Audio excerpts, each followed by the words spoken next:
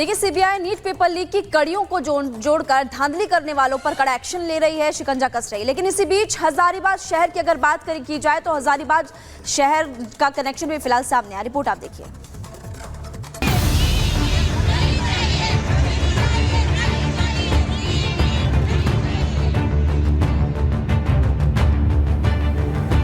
हजारीबाग के स्कूल पर क्यों थी एनटीए की कृपा?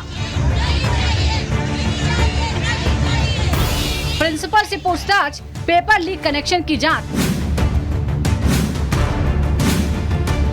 जिस स्कूल पर नीट की धांधली का शक, उसी स्कूल में कराया जाना था नेट का paper. NEET paper leak case में सीबीआई की जांच तेजी से आगे बढ़ रही है और अब इस मामले में लगातार नए चौंकाने वाले खुलासे हो रहे हैं। दावा किया जा रहा है कि झारखंड का छोटा सा शहर हजारीबाग पेपर लीक करने वाले संजीव मुखिया गैंग के लिए अहम सेंटर था। सीबीआई को शक है कि यहीं के कुछ स्कूलों से पेपर लीक करने वालों का कनेक्शन निकल सकता है। हजारीबाग जो सीबीआई की टीम पहुंची, दरअसल वो दिल्ली से टीम आई है और दिल्ली में दोनों ही मामले, चाहे वो नीट पेपर लीक का मामला हो या यूजीसी नेट पेपर लीक का मामला हो, दोनों ही मामले जो है वो सीबीआई द्वारा दर्ज किए गए। अलग अलग एफआईआर दर्ज की गई, दो अलग मामले हैं। लेकिन जब नीट पेपर लीक मामले की जांच करते हुए सीबीआई की टीम हजारीबाग पहुंची, प्रिंसिपल के स्टेटमेंट दर्ज किए गए। उसके बाद जांच के दौरान पता लगा कि हाल फिलहाल में जब यूजीसी नेट का पेपर हुआ तो उसका भी सेंटर ये हजारीबाग का ओएसिस पब्लिक स्कूल था। हैरानी की बात यह है कि नीट कांड के बाद भी ये स्कूल यूजीसी नेट की परीक्षा का सेंटर बनाया गया था। हालांकि धांधली के आरोप के बाद नेट की परीक्षा को 24 घंटे के भीतर रद्द कर दिया गया। जानकारी के मुताबिक आरोप लगने के बाद भी हजारीबाग का ओएसिस पब्लिक स्कूल एनटीए के एग्जाम सेंटर की सूची में शामिल था, जबकि ओएसिस स्कूल में ही पेपर लीक के कनेक्शन का शक है। ओएसिस स्कूल के प्रिंसिपल स्टाफ से पूछताछ हो रही है, लेकिन नीट विवाद के बाद भी स्कूल को फिर से एग्जाम सेंटर बनाया गया। एनटीए ने स्कूल को यूजीसी नेट की परीक्षा का सेंटर बनाया था। यूजीसी नेट की परीक्षा 18 जून को आयोजित हुई थी, जिसे धांधली की आशंका के बाद रद्द कर दिया गया। सीबीआई अब नीट के साथ ही नेट परीक्षा में धांधली की भी जांच कर रही है।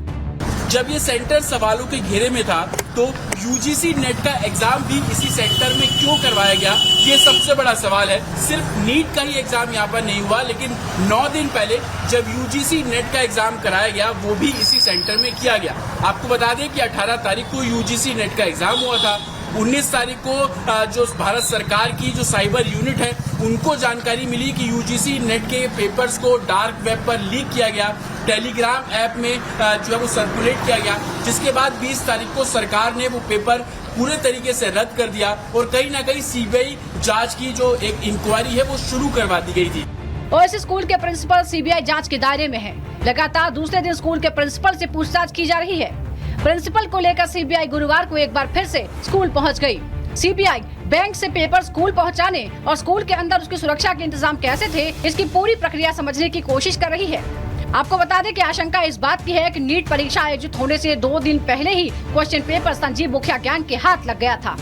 सीबीआई की टीम प्रिंसिपल को साथ लेकर पहुंची और लगातार प्रिंसिपल से इस पूरे मामले में जो है वो पूछताछ की जा रही है। आप तस्वीरों में देखेंगे कि पीछे वाली सीट पे प्रिंसिपल जो है वो यहाँ पर बैठे हुए हैं और लगातार यहाँ पर जो टीम है वो लेकर पहुंची है। आप ये देखिए, कल भी तकरीबन 4.5 घंटे तक इसी स्कूल के अंदर पूछताछ जो है वो की गई थी। पूछताछ के दौरान जो प्रिंसिपल का फोन है वो जब्त किया गया, उसकी जाँच जो है वो कराई जा रही है और उसके बाद जो प्रिंसिपल का रूम है वहाँ से भी प्रिंटर और जो इलेक्ट्रॉनिक गैजेट्स हैं उसको भी पुलिस ने जब्त किया था, जिसकी जांच जो है वो साफ तौर पर की जा रही है। सीबीआई की टीम ने हजारीबाग शहर में डेरा डाल रखा है।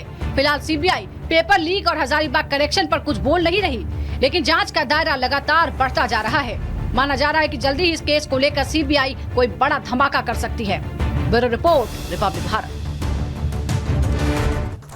तो सीबीआई क्या बड़ा धमाका करती है ये तो देखने वाली बात होगी, क्योंकि उसकी स्ट्राइक जो है, उसका एक्शन जो है वो लगातार जारी है। पूछताछ चल रही है, जांच की आंच कहां तक पहुंची है, कौन कौन से वो तमाम जो इनपुट्स हैं वो हम यहां पर आपको दिखा रहे हैं। ओएसिस स्कूल की बात कर रहे हैं जिस पर जांच की आज पहुंच चुकी है और किस तरह से पहुंची है। सीबीआई ने अब तक 3 मोबाइल फोन जो है वो जब्त किए हैं। प्रिंसिपल एहसान उल हक के 2 फोन इसमें जब्त किए गए हैं, उसे भी उसका डेटा भी खंगाला जा रहा है। वाइस प्रिंसिपल इम्तियाज आलम की अगर बात करें तो उनका फोन भी जब्त किया गया है, यानी कि 2 प्रिंसिपल के फोन और 1 वाइस प्रिंसिपल का, ये 3 मोबाइल फोन जब्त किए गए हैं। नीट परीक्षा में सेंटर सुपरिंटेंडेंट था इम्तियाज, ये भी बात निकलकर सामने आई है। साथ ही साथ 3 महीनों की कॉल डिटेल्स भी खंगाल रही है सीबीआई की, किससे बात हुई, क्या बात हुई, वो तमाम डेटा खंगाला जा रहा है। सीबीआई ने एफएसएल को भी जांच में शामिल किया है। एफएसएल टीम के साथ स्कूल में सीबीआई ने ये जांच की है। कुछ ऐसे सैंपल्स या कुछ अगर उसको ऐसा टिप ऑफ मिला है तो वो कलेक्ट किया गया है। प्रिंसिपल वाइस प्रिंसिपल के लैपटॉप्स की भी जांच की जा रही है। लगातार ये एक्शन देखा जा रहा है और इसी पर हमारे सहयोगी जतिन जो कि लगातार हमें जानकारी दे रहे हैं। एक बार जरा फटाफट से हम जतिन का जिक्र कर लेते हैं, जतिन का हम रुख कर लेते हैं। जतिन, सीबीआई की स्ट्राइक लगातार जारी है, सीबीआई का एक्शन लगातार जारी है, क्या कुछ और ऐसी बातें निकलकर सामने आ रही है?